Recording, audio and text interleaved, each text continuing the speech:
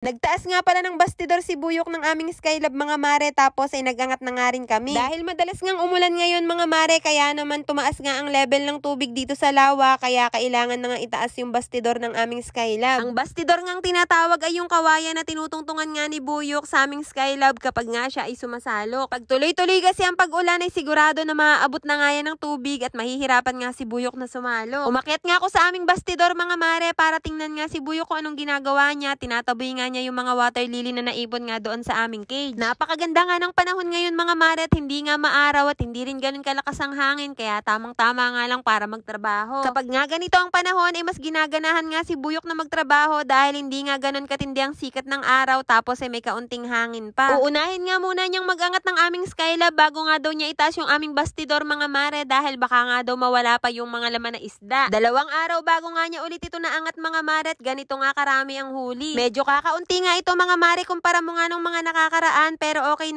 na nga rin to kaysa naman wala. Noong nakakaraan nga mga mare, madalas nga kami mag-ulam ng tilapia, pero ngayon nga ay medyo nanawa na nga kami, kaya naman kanduli na nga kinukuha ni Buyok. Marami nga ang nagsasabi na napakalansa nga daw ng isdang ito. Totoo naman mga mare, pero para sa akin ay paborito nga rin namin itong kainit. Depende naman yan sa pagluluto. Abay syempre naman pagka nga basta mo lang yan iluluto ay di mo lansa talaga ni. Pero kung babandian mo nga yan ng kumukulong tubig ay mawawala nga yung lansa niya na talaga namang napagkakasarap. Ang balak nga namin gawing luto dito mga mare yung kagaya nga ng niluluto ni Miss Decotum, kung napapanood nyo nga siya, at ang ginagawa nga niya ay parang inuuling nga niya yung laman ng niyog at yun nga yung pinanghahalok niya. Kakaibang luto nga yun para sa amin at hindi nga alam yung ganung luto dito sa amin sa isla. So ayun na nga mga mare, kinuha na nga lahat ni Buyok yung mga kanduli na medyo malalaki, tapos yung maliliit naman ay binalik nga niya doon sa dagat. Ang mga tilapia naman ay hindi na nga kailangang salukin dahil diretso na nga yun doon sa loob ng aming cage, dahil magkatabi lamang naman ang aming Skylab at ang aming cage, dahil pinagsama na nga niya yung lambat. Pagkatapos namang maangat ni Buyok ang aming Skylab ay sinimulan na nga rin niyang itaas ang aming bastidor. Hindi nyo nga ako masyadong nakikita sa vlog mga mare dahil ako nga yung videographer ni Buyok at ako nga yung taga-video niya, dahil siya nga lang yung focus ko at siya nga lang yung nagtatrabaho. Diyos ko dahil. Nandito nga lang ako sa bangka nakahiga habang nagkakain nga ng mga daladala nga namin pagkain na binili nga namin sa tindahan kanina. Medyo matagal nga rin natapos ni Buyok ang pagtataas ng aming bastidor mga mare, at yan na nga ang kinalabasan. Binisita na nga rin niya ang aming cage at naglagay na nga rin siya ng mga palantaw mga mare para makahinga nga raw yung mga big head. Nagulat nga rin ako kanina mga mare dahil nakakita nga ako ng isdang asisiwat. Hindi ko nga yun inaasahan dahil bago lang ulit ako nakakita nun sa loob ng mahabang panahon. Kanina kasi habang nakatingin nga ako sa tubig mga mare, naisip ko nga yung asisiwat. Sabi ko nga iba na talaga ang panahon ngayon. Wala na akong makitang asisiwa, tapos ay bigla nga nagpakita sa akin. Akala ko nga mga mare